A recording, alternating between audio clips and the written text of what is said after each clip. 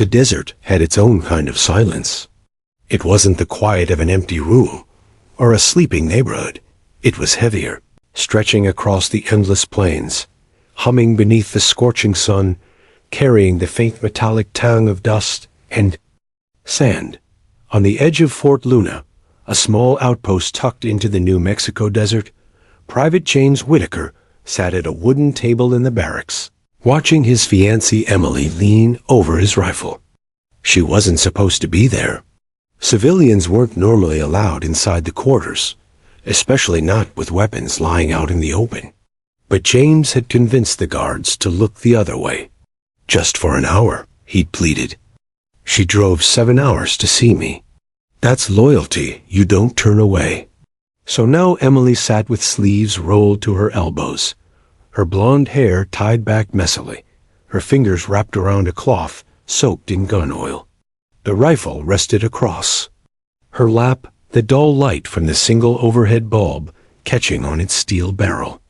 She wiped it with the kind of tenderness that made James ache inside, like she was cradling something alive, something that had the power to take him away from her. "You don't have to do that," James said, trying to sound casual though. His voice cracked a little at the edges. He sat across from her, elbows propped on the table, watching the rhythm of her hands. Emily didn't look up.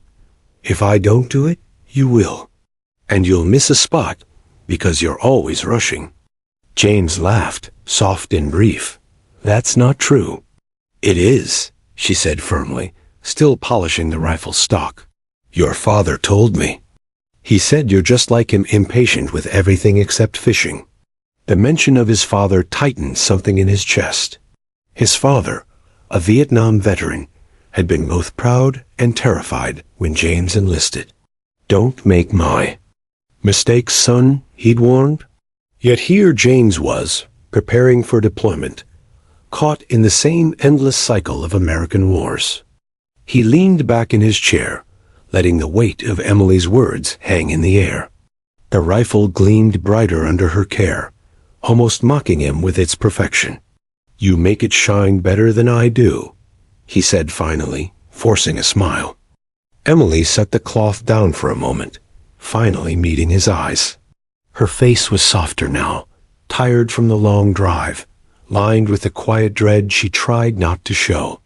"That's because I'm cleaning it like it belongs to me," she whispered, "because it feels like it does. If anything happens to you, this thing is the reason." James opened his mouth to answer, but the sound of boots striking the barracks floor cut him off. Heavy, deliberate, commanding. The door creaked open, and a shadow spilled across the room before the man himself appeared. General Robert Harlan. He didn't need introduction. His reputation preceded him everywhere. A veteran of 2 wars, decorated more times than he ever admitted, Harlan carried himself like a man who had seen too much. His broad shoulders filled the doorway, his uniform sharp but worn at the edges, like even the fabric carried the weight of battle. His face was carved with lines that spoke of sleepless nights and impossible decisions. James shot up instinctively, snapping to attention. Emily froze, the rifle still balanced across her lap, cloth clutched tightly in her hand. "Sir," James said quickly, voice sharp, though the nerves in his throat threatened to choke him. Harlan's gaze swept the room, lingering for only a second on Emily and the weapon in her hands. His eyes were unreadable, but there was no mistaking the tension that rolled in with him like a storm. He closed the door behind him with a deliberate push, the wooden frame groaning. "Whitaker," the general began, his voice gravelly, stripped of warmth. He didn't waste time on greetings or small talk. His tone carried the kind of weight that pressed down on a man's bones. "I need you to listen carefully." "Yes, sir." Emily set the rifle gently on the table, her hands trembling now. She didn't speak, but her eyes darted between the 2 men like she was bracing for a blow she couldn't see coming. Harlan stepped further inside, the sound of his boots echoing in the stillness. He looked at James with a grim intensity that made the young private's chest tighten. Then, slowly, the general said the words that froze the air. "The mission you're training for is already lost." Silence fell like shrapnel. For a moment, James thought he'd misheard. Missions weren't spoken of like that. Not by generals, not before they began. Soldiers were told to fight, to win, to believe in victory, even if it was a lie. But here, in this cramped, dimly lit barracks room, the truth had just walked in wearing polished boots. James's throat went dry. "Sir?" His voice cracked. Emily's hand shot out, gripping the edge of the table. She looked at the general, then at James, then back again, her lips parting, but no sound escaping. Harlan's jaw tightened. He stared down at the young private, like a man staring into a mirror of his past another soldier. Too young, too eager, too unaware of the storm he was stepping into. "Washington won't admit it yet?" Harlan said finally, his tone clipped, but weighted with something deeper disgust, perhaps, or grief. "But boots on the ground already know. This operation is doomed before it begins." The words sank like stones in James's gut. He thought of the training exercises, the long drills, the way his fellow privates laughed about heroics and medals. He thought of the letters he'd promised Emily, the future they sketched out in whispered plans, wedding dates, children's names, a house with a porch swing. And now, with a single sentence, all of it felt like smoke. Emily broke the silence. First, her voice sharp with panic. Then why send them at all? The general's eyes flicked to her, and for a moment, James expected him to reprimand her for speaking out of turn. But Harlan didn't. His expression softened briefly, betraying the weight he carried. "Politics," he said finally, his voice bitter. "They'd rather lose lives than lose face. And men like your fiancé." His eyes went back to James. "They'll pay the price for someone else's stubborn pride." Emily's face twisted, a mix of fury and heartbreak. She wanted to scream, to throw the rifle across the room, to demand answers from a system that never gave any. Instead, she whispered, "That's not fair." The general almost laughed, but the sound died in his chest. "War isn't fair," he said flatly. "It's arithmetic, numbers, sacrifices. Washington only cares how it looks on paper." James's pulse hammered in his ears. He wanted to shout that he wouldn't go, that he wouldn't march into a battle already declared lost. But the words stuck in his throat. He was a soldier. Orders weren't requests, they were chains. The general studied him for a moment longer, then turned toward the door. His boots struck the floor with the same finality as when he entered. Just before leaving, he paused and glanced back. "Whitaker," he said quietly, almost as if it was meant only for him, "remember this. When you're out there, you're not fighting for Washington. You're fighting for the man next to you. Don't forget that." And then he was gone. The door creaked shut, and the silence that followed was suffocating.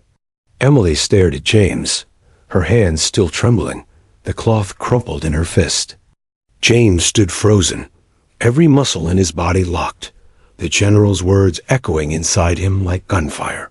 The rifle sat gleaming on the table, between them clean, polished, perfect. A weapon ready for war. A weapon ready to take him from her. Emily finally broke the silence. Her voice cracked, barely above a whisper. "James, what are we going to do?" James didn't answer. He couldn't, because for the first time since enlisting, he didn't know. Asterisk, the barracks never felt so small. After General Harlan left, the air inside seemed to collapse in on itself, thick with the silence that pressed on their lungs. James remained standing by the table, his hands curled into fists, while Emily sat frozen, staring at the rifle as if it had transformed into something monstrous in her lap. She finally placed the weapon down gently, almost reverently, before whispering, "He can't be serious." Her voice trembled, as if saying the words too loud would make them true. "James, tell me he's wrong. Tell me he's just testing you." James swallowed hard. His mouth was dry, his throat burning. Testing? If only. Harlan hadn't looked like a man bluffing or playing some mind game. His eyes had carried the weight of 1,000 truths, too ugly to ever make it to a press briefing. He wouldn't lie about that. James muttered, collapsing into the chair opposite her. His arms rested heavily on the table. He ran both hands through his hair, pulling at it as if pain could keep him grounded. Not him. Not a general like that. Emily shook her head violently. Then why? Why would he even tell you? Why not keep quiet like the rest of them? James stared at her, struggling to find an answer. He replayed the scene in his mind. The general's heavy boots, the way his eyes softened for a fraction of a second when he looked at Emily, the gravel in his voice when he said politics. It hadn't been strategy. It had been confession. Maybe, James began slowly, because he wanted me to know the truth before I walked in blind.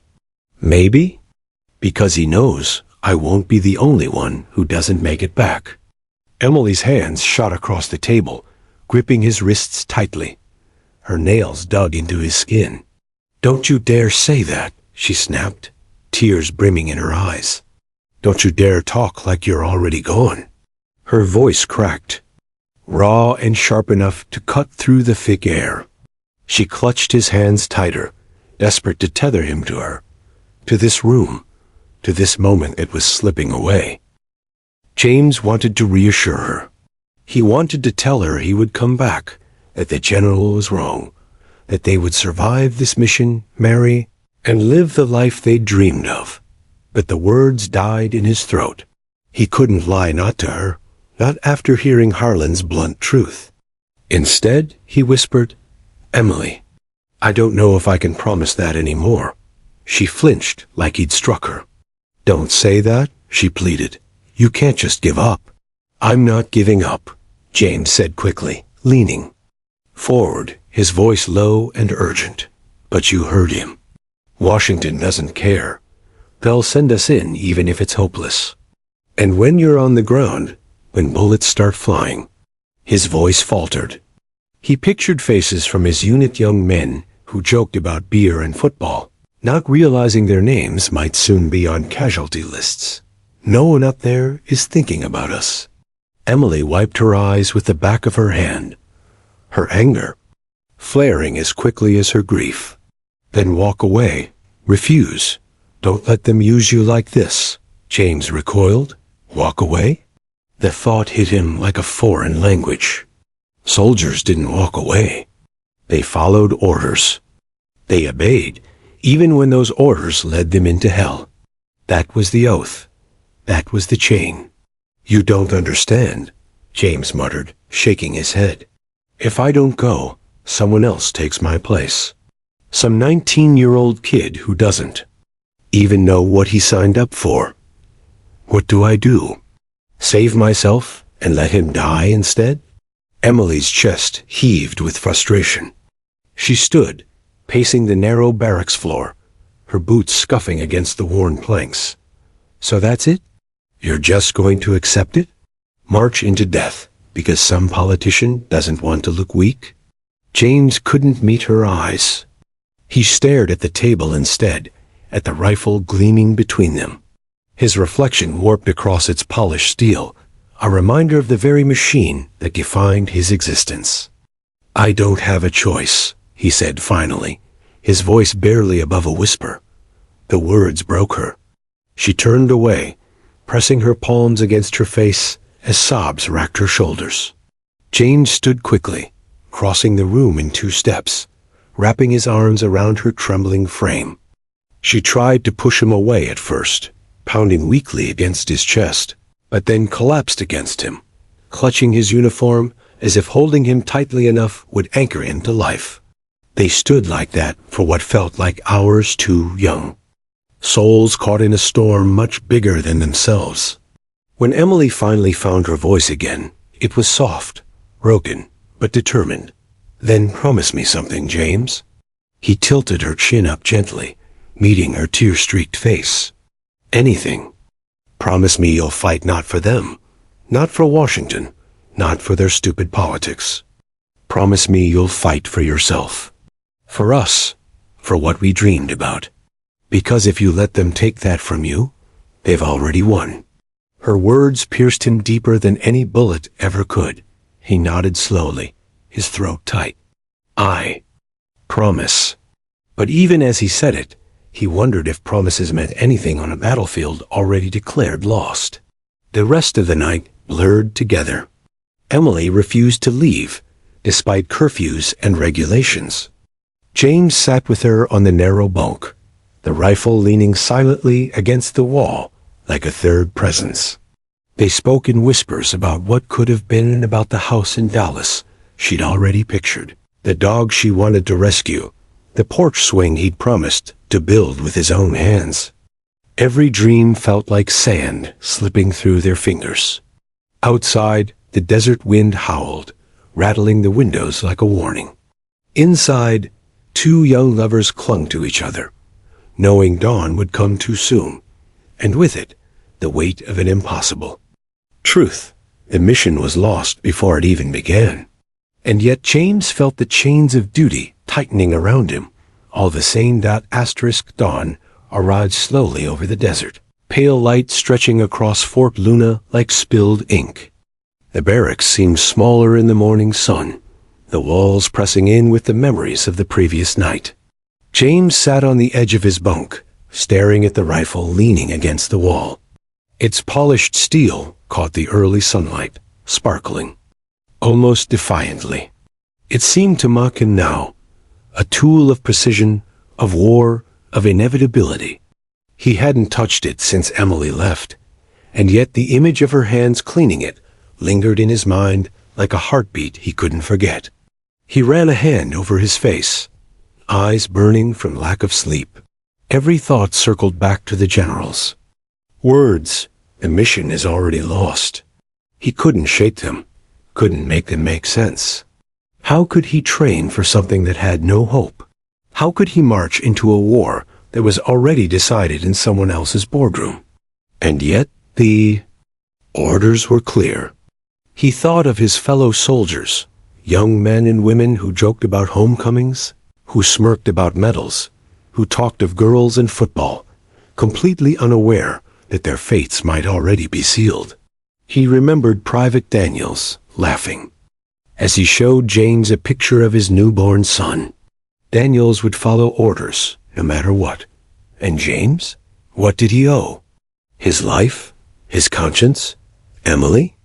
The door creaked, and James looked up to see Sergeant Miller stepping inside, clipboard in hand. "Reveille's in 15, he said, voice sharp. "Move your ass." James nodded silently, standing, but his steps felt like lead. He followed. The sergeant through the barracks, each footfall echoing against the worn wood floors. Outside, the desert stretched endlessly, dust rising in small, violent swirls with each gust of wind. Other soldiers lined up for morning drills, boots stamping. Rhythmically, commands barked, rifles clicked into position. And yet, for James, everything seemed out of sync. The world moved on around him, while the truth weighed like concrete in his chest. By mid-morning, Emily returned.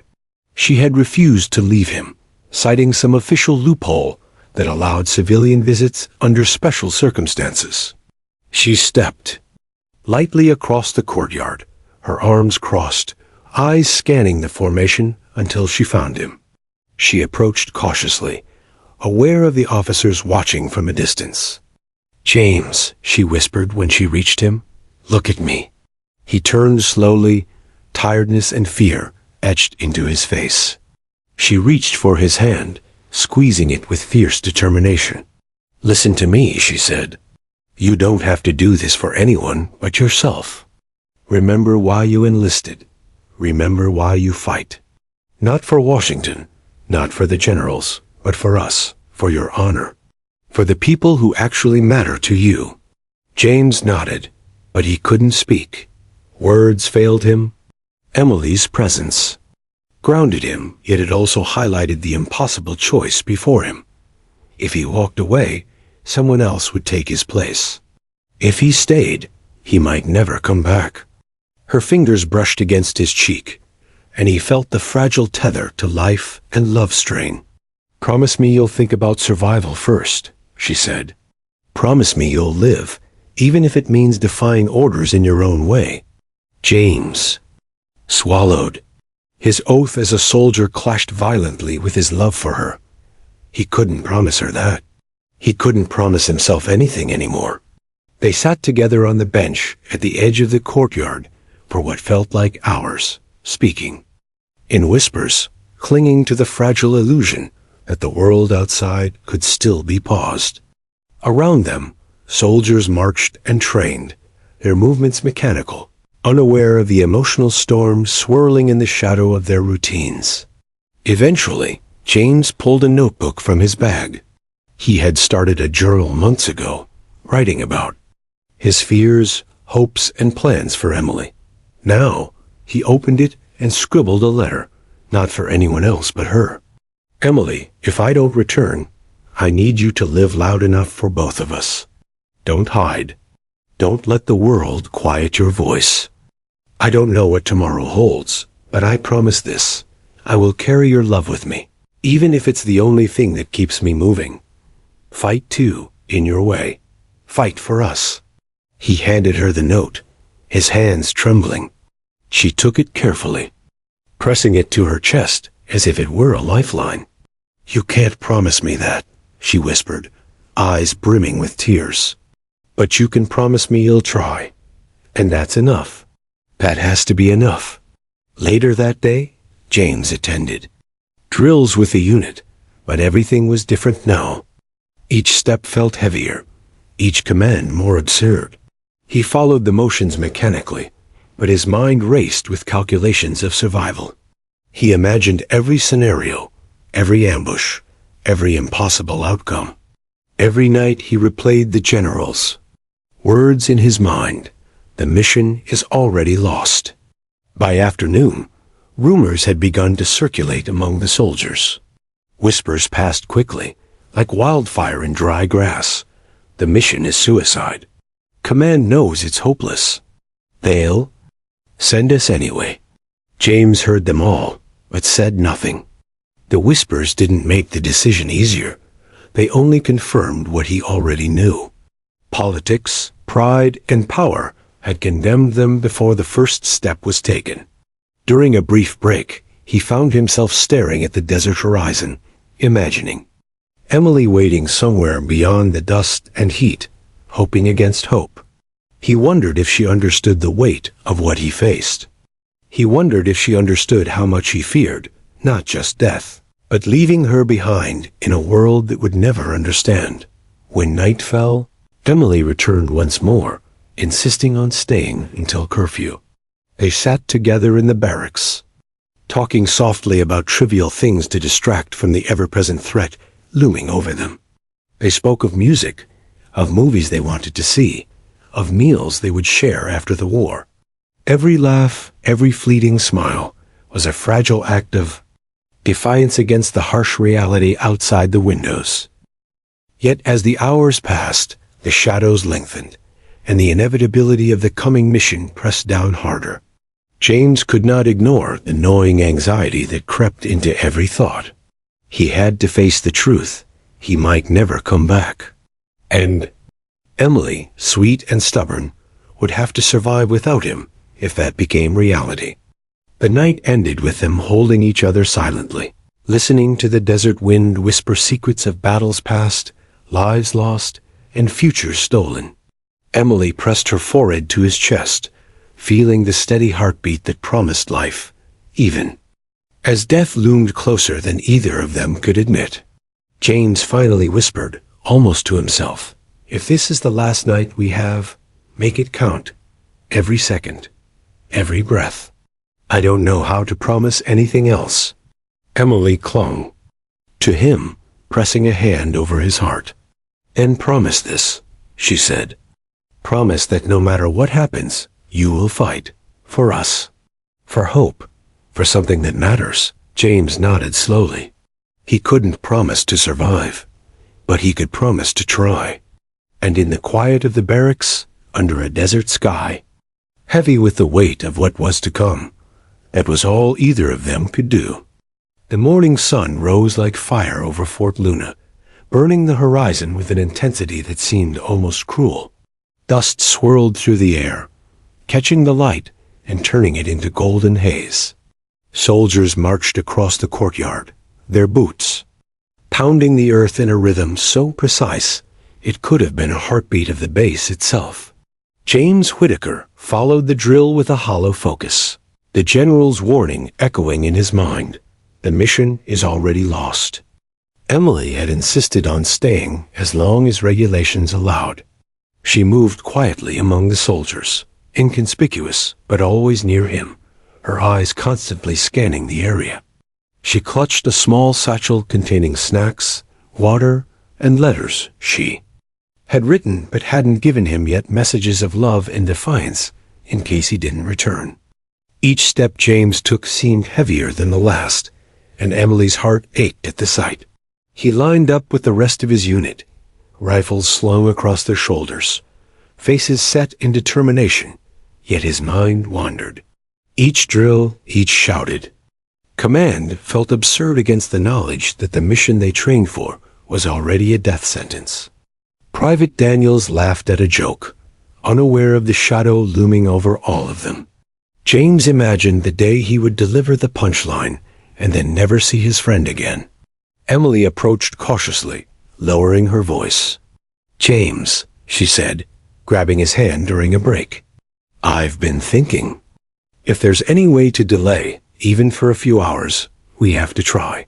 Look for loopholes. I know you hate leaving your post, but there has to be a way." James shook his head slowly. "I can't, Emily. If I step out, I'm not just leaving. The mission, I'm letting someone else take my place. Someone who might not make it."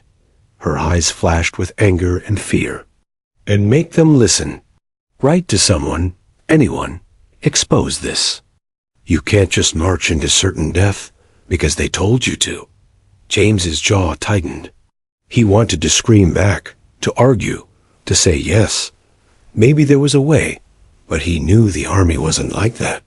Command didn't bend for love, for logic, or for fear. Command bent only for obedience. And James had taken an oath. "Emily," he said finally, voice low but firm, "I can't fight the system. I can only fight my own survival. And if I do that, I fight smarter, not louder. I promise you this, I will come back. I will do everything I can to come back." Her grip on his hand softened slightly, but the fear in her eyes remained. She wanted to believe him, to hold on to that fragile promise. But the general's words had left a permanent crack in her heart. The day wore on with relentless drills, weapons inspections, and strategy briefings. James moved through it all mechanically, his mind racing with possibilities. Each movement of his rifle felt heavier, each order heavier still. He imagined ambushes, improvised attacks, and worst-case scenarios. Each thought was a calculation of survival, a mental rehearsal for the battle he hoped never came. During a brief pause, James wandered toward the edge of the training field, where Emily waited under the shade of a lone mesquite tree.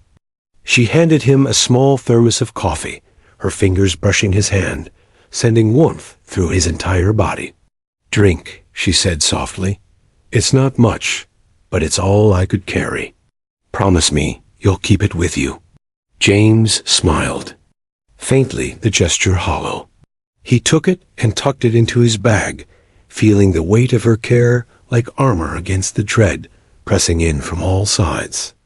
"Emily," he began, but she silenced him with a gentle finger to his lips. "No, if, no, maybe," she said firmly. "You don't get to bargain with death. You get to survive. Promise me you'll survive." He nodded, swallowing back the lump in his throat. I promise. Later, as the sun dipped lower in the sky, painting the desert in hues of blood and gold, General Harlan appeared again, walking among the soldiers like a shadow of inevitability. His eyes lingered on James for a moment longer than necessary, as if weighing the burden he had already shared. He did not speak, and James did not need him to. The general's presence alone was a reminder of the world's indifference to personal fear, love, or hope. Emily stayed until the evening curfew, pacing the courtyard nervously. She whispered plans to herself, contingencies for emergencies, escape routes, even last-minute pleas to higher command. But she knew, deep down, that no paperwork, no protest, no plea would change what was already set in motion. That night, they sat together on the bunk, exhaustion heavy in their limbs. James wrote in his notebook, careful not to make a sound. Emily read quietly beside him, memorizing the words and phrases, knowing that every note could become a lifeline.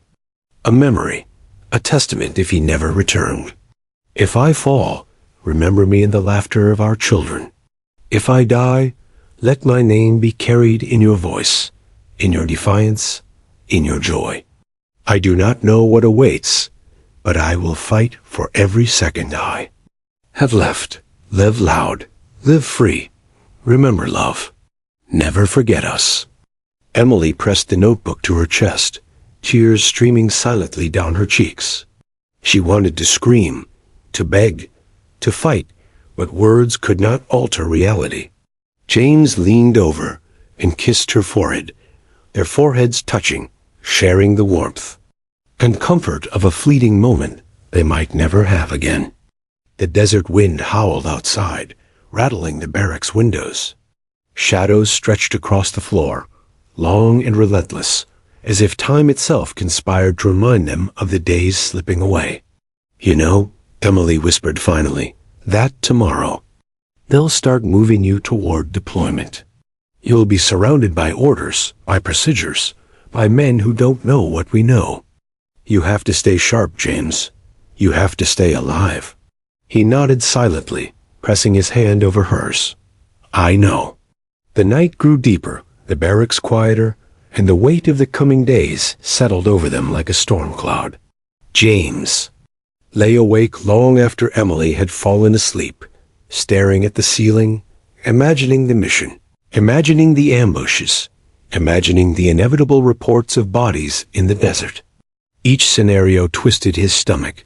Each imagined failure made him shiver with fear. And yet, in that darkness, a sliver of defiance remained. He would survive. He would fight smarter. He would carry Emily's love like armor, and if the world demanded sacrifice, he would make sure it was counted, remembered, and honored. Because that was all they had left hope, fragile but unbroken, flickering like a candle against the wind. And for James Whitaker, that candle would burn through the desert night, guiding him through every impossible choice, every terrifying moment, every battle yet to come. The first rays of dawn stretched across the desert like molten gold, illuminating Fort Luna in a brilliance that felt almost cruel. The barracks were alive with movement, soldiers rushing, boots clattering, orders shouted, vehicles revving. The air was thick with the scent of dust, oil, and fear. James Whitaker moved among them, helmet strapped, rifle ready, uniform crisp and clean, yet every step felt like lead. He was surrounded by the routine of military precision, but inside, his thoughts were chaos. Emily had insisted on accompanying him as far as regulations allowed. She walked with careful steps along the perimeter, eyes constantly scanning, hands clenched around the small satchel she had packed with letters, coffee, and water. Every item was a talisman, a fragment of hope she wished to leave with him. James, she whispered as he passed her, glancing up. His face was pale, jaw tight, eyes flickering between the drill sergeant and her. Please, come back. Don't let them take you. James leaned down quickly, brushing a stray strand of hair from her face. I won't, he said, forcing a smile that didn't reach his eyes. "I'll come back. I promise." Her grip on his hands tightened, desperation lacing every movement. "No if, no excuses. You survive. For me, for us, for everything we dreamed of." He nodded, swallowing hard, and for a moment, the world outside the perimeter seemed to vanish. Just them, just this fragile, fleeting moment. Then the bugle sounded a shrill, piercing cry that echoed across the desert, summoning the soldiers to formation. James and Emily shared a last, lingering look. The air between them was thick with unspoken words, prayers, and promises. He wished he could freeze time, just hold on to this day, this warmth, this certainty. But he couldn't. Orders were orders, and the mission waited. The unit lined up, rifles slung, backpacks heavy, faces etched with a mix of resolve, fear, and determination. Private Daniels, standing 2 spots ahead of James, joked about the journey ahead, laughing nervously, trying to keep morale high. James forced a grin in response, but inside, his chest tightened. He imagined Daniel's child waiting at home, smiling innocently, unaware of the danger that would soon consume him. Emily approached, kneeling beside him quickly, pressing a note into his hand. "Read this on the way," she whispered, eyes glistening. "It's everything I couldn't say. Keep it close. Let it guide you." James nodded, slipping the note into his pocket. Its weight felt heavier than any rifle or pack he carried, a reminder of what he was fighting for, beyond orders and missions. The convoy vehicles were lined up, engines idling, kicking up clouds of dust that stung the eyes and filled the air with grit. James and his unit climbed in, the thrum of the engines vibrating through the metal floor beneath them. Emily stayed until the last possible moment, pressing her hand to the glass of the lead vehicle, willing him to see her, to feel her presence even from inside the armored truck. "I'll see you soon," James mouthed, but even he didn't believe the words. The vehicles rolled forward, dust rising behind them in thick, suffocating clouds. Emily followed as long as she could, until the dust swallowed the convoy, and all she could see was the shimmering heat of the desert horizon. She pressed her palm to her chest, imagining James' heart beneath his uniform, beating for her, for survival, for the promise of return. Inside the vehicle, James sat rigid, staring out at the endless desert. Every jolt, every rattle of the tires was a reminder that this was no longer training, no longer preparation. This was movement toward the inevitable, toward a mission already declared lost. He thought of General Harlan's words, and the knowledge pressed down on him like a weight he couldn't shake. Beside him, Private Daniels shifted uncomfortably, glancing at James. "You okay, Whitaker?" he asked nervously. James forced a nod. "Yeah," he said, though his voice lacked conviction. His fingers brushed the note Emily had pressed into his hand. He opened it discreetly, scanning her handwriting, letting her words seep into him like armor against despair. "Fight for yourself. Fight for love. Fight for hope." The letters felt alive in his pocket, a tether to the life he hoped to return to. Hours passed in tense silence. The convoy moved deeper into the desert, the sun climbing higher, baking the air, metal and scorching the earth. Dust and heat clung to every surface, turning clothes stiff, skin gritty. James focused on the road ahead, calculating risks, imagining ambushes, every possible scenario that could unfold. Each thought was a mental rehearsal of survival, a battle before the battle. At a brief stop, the convoy halted, engines idling. Soldiers stepped out, stretching, but tension remained taut in every movement. James walked to the edge of the convoy, glancing at the horizon. The desert seemed infinite, empty, and merciless, yet it was here that he had to find his focus. Each grain of sand, Each gust of wind could hide danger.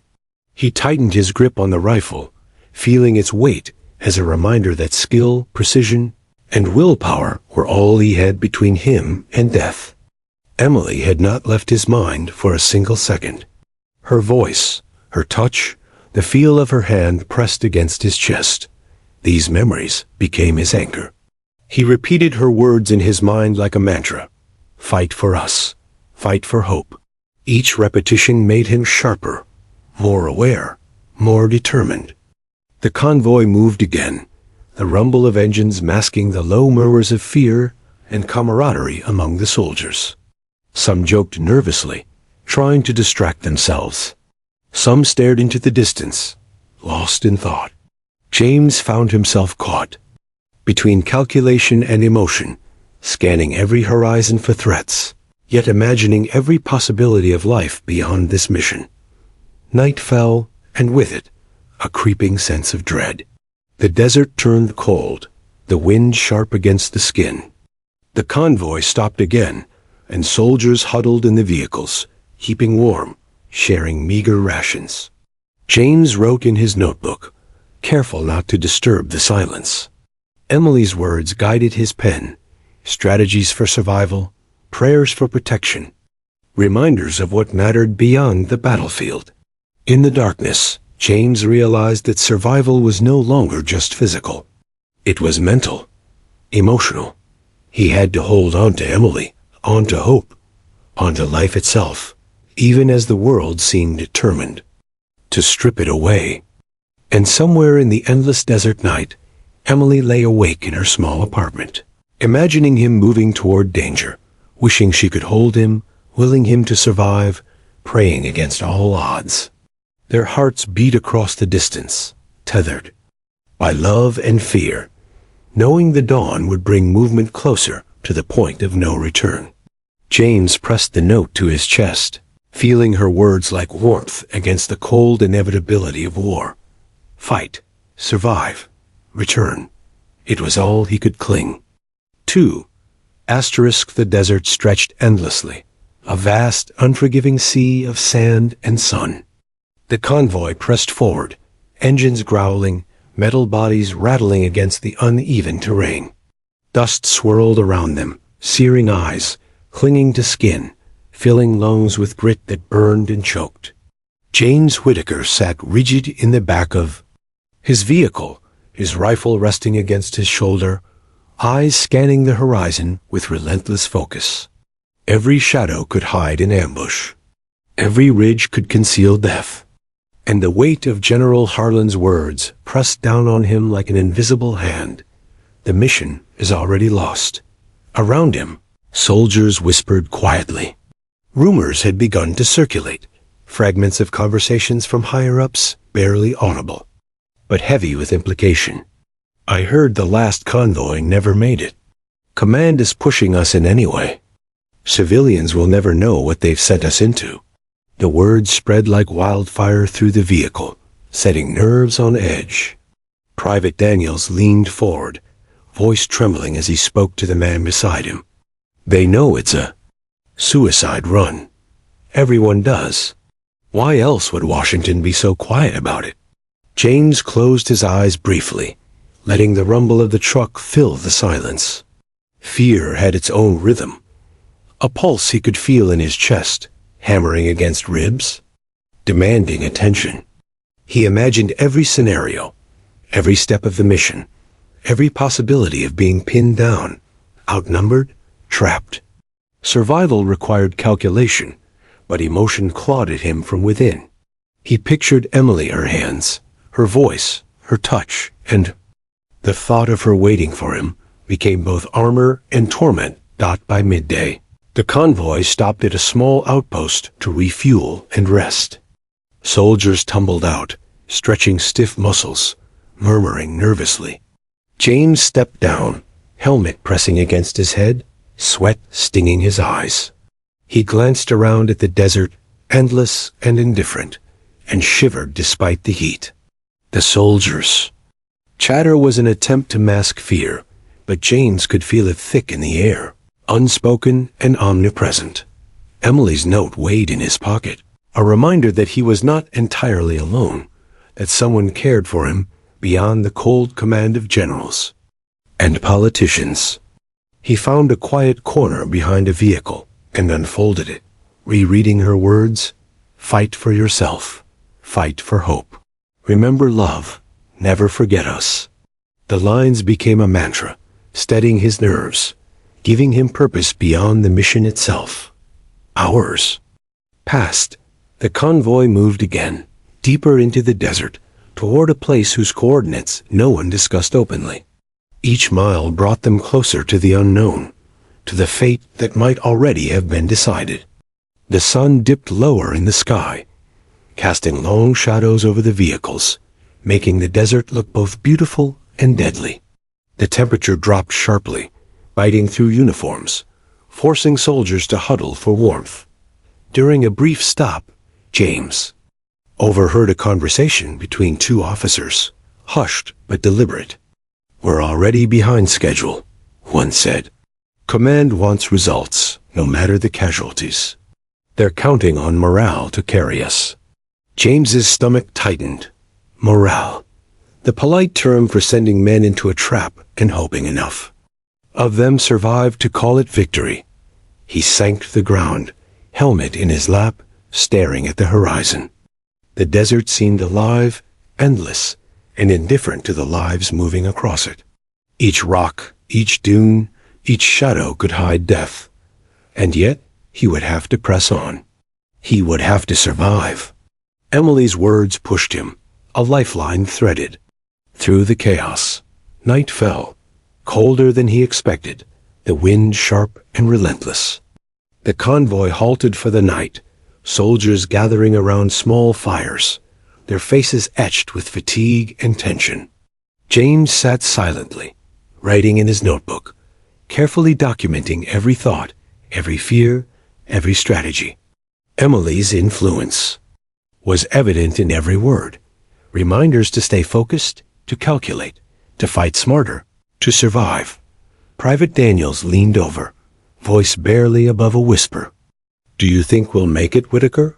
James swallowed hard, eyes fixed on the flickering flames. "I don't know," he admitted. "But we fight anyway. That's all we can do." The night passed with little rest. Sleep was shallow, interrupted by the creak of vehicles, the rustle of soldiers, the constant awareness that danger could strike at any moment. James stayed alert, the mantra in his mind repeating endlessly, "Fight, survive, remember love." It was both comforting and haunting. By dawn, the convoy was moving again. The desert was bathed in pale light, the landscape unforgiving. The soldiers were quiet, the weight of the impending mission heavy on every shoulder. James felt his muscles tense, every sense sharpened. He imagined Emily reading her notes back home, praying, pacing, waiting. The thought both anchored him and tortured him. Rumors continued to circulate, the whispers becoming harder to ignore. Casualty reports from previous units, unconfirmed but persistent, reached the ears of those in the convoy. "Command isn't telling us everything," one private muttered. "They don't want panic, but they know we're walking into disaster." James didn't respond. He couldn't. Fear had to be contained, emotion set aside. Survival demanded mental clarity. Each calculation, each glance at the horizon, each moment of focus was critical. He pictured Emily's face, the feel of her hand, her whispered prayers. They became shields, weapons of their own.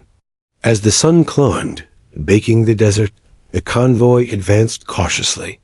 Vehicles creaked, engines rattled, dust blinding the eyes. Soldiers moved with precision, eyes scanning every shadow, every ridge, every inch of the horizon. James kept his hands steady on the rifle, each breath measured, each thought deliberate. The weight of the mission pressed down like a physical force, yet he pressed forward, carrying Emily's hope and his own resolve as invisible armor. By midday, the first signs of terrain change appeared. Rocky outcrops, narrow canyons, and dunes that hid unknown threats. The whispers grew more urgent. "They've set traps before," someone said. "Stay alert." James's heart pounded.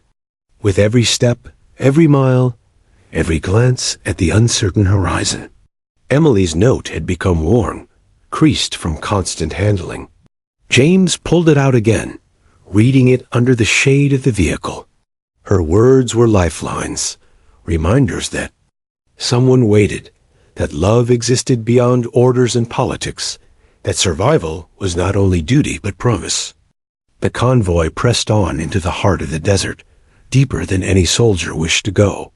Shadows stretched unnaturally across the dunes, the sun burning relentlessly. James felt the full weight of what lay ahead, a mission declared lost, yet a duty that demanded obedience. He clenched his jaw, tightened his grip on the rifle, and repeated the mantra that had carried him this far: fight, survive, return. And somewhere, miles away, Emily sat awake in her apartment, imagining the desert, the convoy, the soldiers moving forward, praying that James' heart beat strong, that his mind stayed sharp, that he would come back to her. The desert had no mercy. The mission had no hope, but the human heart, tenacious, defiant, and fragile, still carried the spark of life and love, burning against the odds. The desert that had seemed endless, indifferent, and silent, now roared with violence. The convoy had reached a narrow canyon, the perfect place for an ambush. James Whitaker's senses were stretched taut. Every shadow, every ridge, every stone could conceal enemies. Dust and heat clung to his uniform, grit scratching against skin, but he didn't feel it. He felt only the pounding of his heart, the tightening grip of his rifle, and the sharp edge of fear sharpening his focus. The first shots rang out like thunder, echoing through the canyon. Metal screamed, bullets tore through air, and chaos exploded. Soldiers shouted, ducked, and returned fire, their disciplined training clashing with the primal terror of survival. James dropped to one knee, scanning the ridges, calculating angles, estimating distance, noting the position of every friendly and hostile figure. "Take cover," someone screamed. The convoy's vehicles screeched to a halt, engines groaning, dust flying into the air, blinding eyes and choking lungs. James pressed himself against the armored side of the truck, rifle steady, breath measured. Every fiber of his body screamed for action, yet his mind demanded calculation, survival first, emotion second. Private Daniels was beside him, wide-eyed, shaking. "I don't know," he stammered. James grabbed his shoulder, shaking him sharply. "Focus, eyes on the target, survive." A firefight was relentless. Bullets ricocheted off metal, kicking up sparks. Shouts of orders were barely audible over the deafening crack of gunfire. James moved with precision, firing, ducking, advancing. Each shot was deliberate. Each breath was calculated. Survival wasn't luck, it was skill, timing, and will. Somewhere in the chaos, he thought of Emily. Her words, her love, her unwavering. Belief in him became a shield, a compass guiding him through the storm. Fight for hope. Fight for love. Remember us. He repeated it over and over in his mind, letting it drive him forward, even as the desert seemed intent on swallowing them whole. A grenade exploded near the front of the convoy. James hit the ground. Instinctively, shrapnel scattering around him, kicking up dust and sand. Screams filled the canyon, blending with the roar of gunfire. He rolled, firing at the nearest threat, calculating distance, angle, and timing with deadly precision. The adrenaline surged through him, heightening every sense, sharpening every reflex. Hours or maybe minutes passed in a blur of chaos. The canyon was a furnace of noise, smoke, and terror. James moved tirelessly, covering teammates, pulling the wounded to safety, ignoring pain, hunger, or fear. The reality of the mission being declared, lost, gnawed at the edges of his mind, but Emily's voice kept him tethered. He couldn't fail, not for her, not for himself, not for the promise he had whispered in the desert wind. By nightfall, the skirmish had subsided, leaving behind a grim tableau of destruction. The convoy was battered. Vehicles were scorched, supplies damaged, and several soldiers wounded or worse. James sank against the metal of the nearest truck, breathing heavily, hands shaking from adrenaline and exhaustion. His eyes scanned the canyon once more, assuring no immediate threat remained. "Whitaker!" a voice shouted. He turned to see. Daniels, bruised, scratched, but alive. "We made it somehow." James nodded silently, not trusting his voice. He closed his eyes briefly, letting the exhaustion wash over him. Survival felt like a victory in itself, a fragile triumph in a mission already deemed lost. Thousands of miles away, Emily sat in her apartment, pacing, phone in hand, heart hammering. The first unofficial news had begun to trickle in: rumors, fragmented reports, anxious calls from military contacts. Every whispered word, every static-filled message sent her into spirals of panic. She pressed her palm against her chest, willing James to be alive, willing the desert to spare him. She thought back to their last moments together at Fort Luna. The note in his pocket, the promise in his eyes. It was all she had: love and hope, and it was fragile, but it was enough to keep her heart beating, enough to make her pray until exhaustion claimed her. Back in the canyon, James tended to the wounded, distributing water, stabilizing injuries, and offering whatever words of encouragement he could muster. Survival wasn't just about bullets. It was about keeping morale, keeping focus, keeping hope alive in a place designed to strip it away. He paused for a moment, hands on his knees, helmet slipping slightly, and whispered Emily's name. The sound of her imagined voice carried him, steadying his nerves, quieting the chaos in his mind. He pressed forward, helping others, checking positions, calculating risks. Every second was critical. Every decision could mean life or death. Night deepened over the canyon, bringing a coldness that cut through uniforms and nerves alike. Soldiers huddled around small fires, sharing water and quiet words. James wrote briefly in his notebook, recording movements, observations, and strategies. His pen moved with purpose, his mind a fragile balance of calculation and emotion. Emily's words guided every stroke, a tether to something more than survival. He glanced at the stars above, the desert vast and indifferent. Somewhere out there, Emily was awake, waiting, praying, imagining him alive. That thought became a lifeline, a fragile thread connecting two hearts across impossible distance. He pressed the note to his chest, letting the paper's warmth remind him of the promise he had made: to survive, to fight, to return. The canyon remained quiet for the rest of the night, but James knew the danger wasn't over. The ambush had been just a taste, a warning of what lay ahead. He tightened his grip on his rifle, muscles coiled like springs, mind sharp. Survival demanded vigilance, strategy, and the unyielding will to return to the woman who anchored his heart. By dawn, the first rays of sunlight struck the canyon walls, illuminating the destruction. James Whitaker rose, surveying the scene, calculating the next steps. The mission was still technically lost, still a political game masquerading as war, but he had survived the first test. And with each breath, each heartbeat, each decision, he vowed silently to fight smarter, to endure longer, to return to Emily, no matter the cost. Because even in a mission declared lost, even in a canyon filled with chaos and death, love, hope, and the human will to survive could create a spark that even the desert could not extinguish. The sun rose blood red over the desert, burning the horizon like a warning. The canyon had been quiet since the last skirmish, but James Whitaker knew better than to let his guard down. Each creak of metal, each rustle of sand against rocks could signal danger. Every second was a calculation, a test of patience, and a struggle to survive in a mission declared lost before it even began. His unit moved cautiously, navigating through the jagged terrain.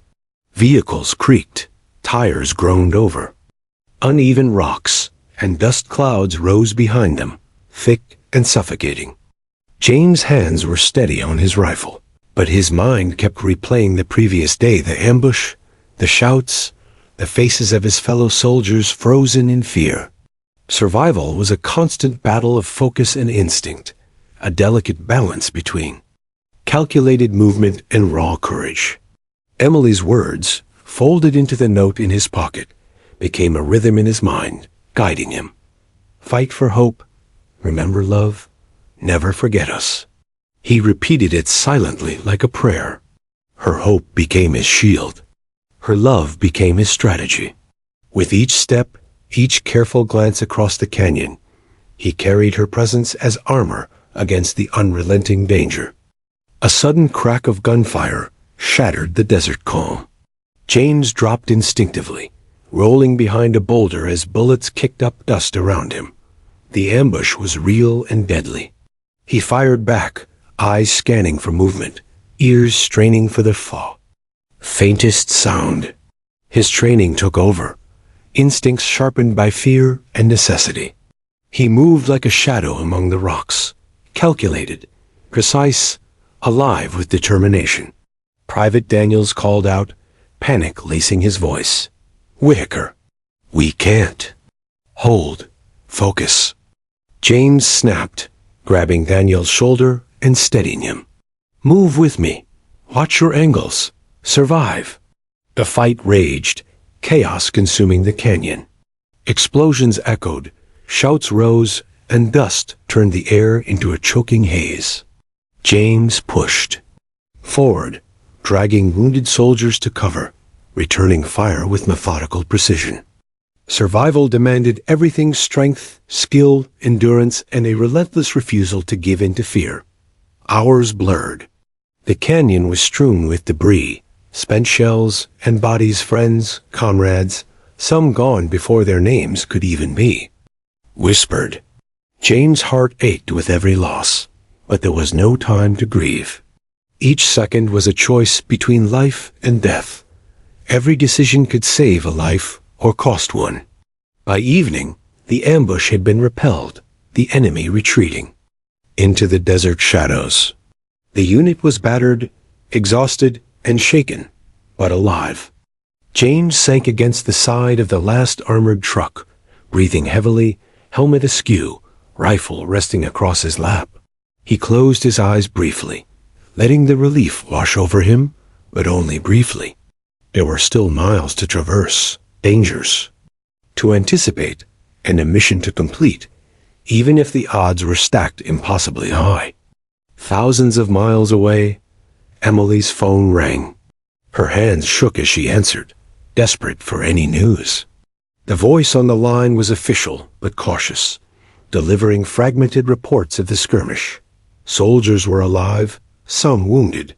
Several had fallen. James Whitaker's name was not among the casualties. Relief crashed into her chest, heavy and overwhelming. She sank into her chair, tears streaming, grateful and terrified at once. Back in the canyon, James gathered his unit. Supplies were low, spirits frayed, but determination burned. He checked wounded soldiers, administered first aid, and coordinated movement. Every decision, every command, was precise, deliberate, and designed to preserve life. He had survived the first ambush. He could survive the rest. The desert would not claim him yet. As night fell, James finally allowed himself a moment of quiet. He retrieved Emily's note again, smoothing the creases with tired hands. He read it silently, letting her words fill him with warmth, courage, and clarity. Love had become more than a comfort. It had become a weapon against fear, a lifeline to hope. Emily, unable to sleep, wrote him letters by candlelight. Each line was a prayer, a plea, a promise. She folded them carefully, placing them in her bag to send if possible, or to keep as a record of hope should fate intervene. She imagined him, reading them, feeling her presence, knowing that someone, somewhere, believed in him beyond politics, beyond orders, beyond danger. The unit finally made camp for the night, the desert cold and merciless. Fires burned small and controlled, surrounded by exhausted soldiers. James sat silently, tending to Daniels and others, distributing water and rations, listening for any signs of movement. His mind remained alert, calculating every risk. Survival was no longer theoretical, it was visceral, immediate, and absolute. Hours passed. Silence fell, interrupted only by the wind and distant cries of desert animals. James allowed himself a single moment of reflection, thinking of Emily, of Fort Luna, of the desert now behind him, and of the hope that had guided him this far. The next morning, the convoy moved again, cautiously but steadily. Each mile was earned with vigilance, each step forward a victory over fear and chaos. The sun climbed, scorching, relentless, but James pressed on. Every glance at his unit, every careful movement, was a commitment to survival, a promise to return to Emily. By midday, the desert began to open, the danger less immediate, the ambushes less frequent. Exhaustion weighed heavily on soldiers, but their morale, fragile yet resilient, held. James' leadership, precision, and courage had kept many alive, and his presence had inspired focus amidst terror. Finally, hours later, the mission zone lay behind them. The convoy moved toward a safe extraction point. James Whitaker, weary, battered, but alive, allowed himself a deep breath. Survival was not guaranteed beyond this point, but the immediate danger had passed. He pressed his hand over his chest, feeling Emily's words echo in his mind. Fight, survive, return. When the extraction point came into view, James allowed a small smile, exhaustion mingling with relief. He had made it through the mission's first stage alive, and hope, fragile, persistent, and defiant, burned stronger than ever. Emily was waiting when the extraction team called for civilian access. She ran forward, tears streaming, arms outstretched. James, helmet in hand, rifle slung, sprinted to meet her. They collapsed into each other, the desert wind whipping around them, but neither cared. All that mattered was that they were together, alive and defiant. "I thought," Emily whispered, clutching his uniform. "I thought I lost you." James pressed his forehead to hers, breath ragged, hands trembling. "You didn't. I made it. I promised you, and I kept it."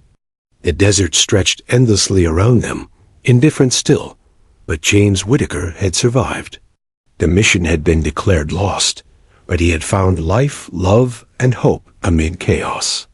Emily's presence, her love, and her words had been his armor, his strategy, and his lifeline.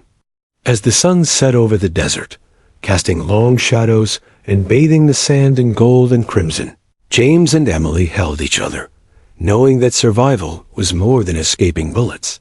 It was surviving the fear, surviving the doubt, and surviving with love intact. Against impossible odds, the mission's declaration had failed to break him. Against the weight of politics, fear, and death, James had returned. And in Emily's arms, he finally understood what survival truly meant. Not just life, but the promise to return, the courage to endure, and the defiance to love even when the world seemed lost.